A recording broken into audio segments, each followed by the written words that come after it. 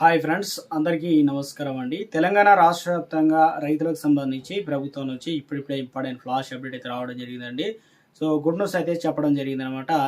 ఏంటనేది చూసుకున్నట్లయితే తెలంగాణ రాష్ట్ర వ్యాప్తంగా ఇప్పటికే రైతులకు సంబంధించి రైతు భరోసా అనేది విధానాలు ఖరారు చేసి యాసంగి పైసలు అనేది జమ చేస్తూ ఉన్నారు కదా.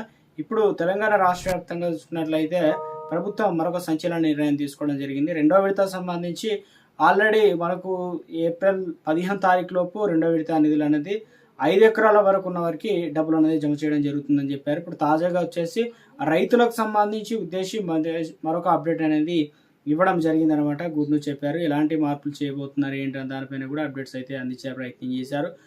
ఇక రాష్ట్రంలో ప్రస్తుతం యూరియా బస్తాలను యాప్ ద్వారా అయితే సరఫరా చేశారు కదా. సో కొన్ని జిల్లాల్లో స్టార్ట్ చేశారు పైలట్ ప్రాజెక్ట్ కింద. అది రాష్ట్ర వ్యాప్తంగా కూడా అన్ని జిల్లాలకు విస్తరింపజేసే ప్రయత్నం చేస్తున్నారు. అయితే ఇక నుంచి ఏం చేయబోతున్నారట, ముఖ్యంగా ఇకపైన నానో యూరియా సీసాలు, అంటే ఇప్పుడు యూరియా లాగా ఉంటుంది, అది కూడా సీసా ఉంటుంది కదా, ఇచ్చేందుకు సన్నాహాలు చేస్తున్నారు అనమాట. సో దీనికి అనుగుణంగానే యూరియా యాప్లో సాంకేతికంగా మార్పులు అనేది కొన్ని చేంజెస్ చేస్తున్నారు. యూరియా పంపిణీ సులభంగా, మరింత ఖచ్చితత్వం, పారదర్శకంగా ఉండేందుకు గాను గత డిసెంబర్లో యూరియా యాప్ను రాష్ట్ర ప్రభుత్వం ప్రారంభం చేయడం జరిగింది. రాష్ట్రంలో నానో యూరియా ఎరువుల వాడకం అయితే పెరుగుతుంది కాబట్టి దీంతో గత యాసంగి సీజన్లో 4.5 లక్షల మంది, దాదాపు రైతులు 10 లక్షల నానో యూరియా సీసాలు అయితే కొన్నారని చెప్తున్నారు.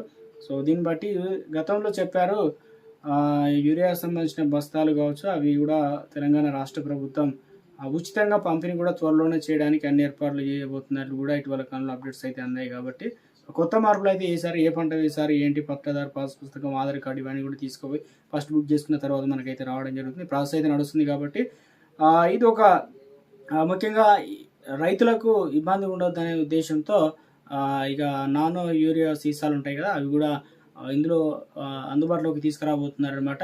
హ్యాండ్ స్పేర్ల పంపిణీ సైతం ఉండబోతున్నారు చెప్తున్నారు. అంటే నానో యూరియా విక్రయాలు సైతం ఇందులో చేస్తే కనుక దాని నిల్వలు ఎంత ఉన్నాయి, ఎక్కడెక్కడ ఏ జిల్లాలో ఎంత ఉన్నాయి అనేది పూర్తిగా తెలుస్తుంది. కాబట్టి యూరియా బస్తాలకు అదనంగా నానో యూరియా ఆప్షన్ని చేర్చాలని ప్రభుత్వం కూడా భావిస్తుంది.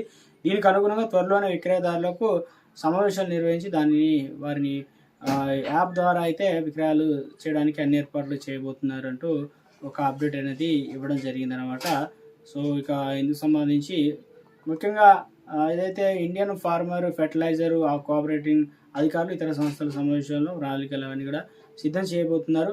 నానో యూరియాను పిచికారీ చేసేందుకు భారీ ఎత్తున హ్యాండ్ స్ప్రేయర్లు కూడా సబ్సిడీ పైన పంపిణీ చేయాలని ప్రభుత్వం భావిస్తుంది అనమాట. దీనికి ఎలా అంటే సహకార సంఘాలు ఉంటాయి కదా, వాటి ద్వారా అయితే పంపిణీ చేయబోతున్నారట. సో ఒక అప్డేట్ అనేది మనకు ఇచ్చే ప్రయత్నం అయితే చేయడం అయితే జరిగిందనమాట. సో మొత్తానికైతే తెలంగాణ రాష్ట్ర వ్యాప్తంగా రైతులకు సంబంధించి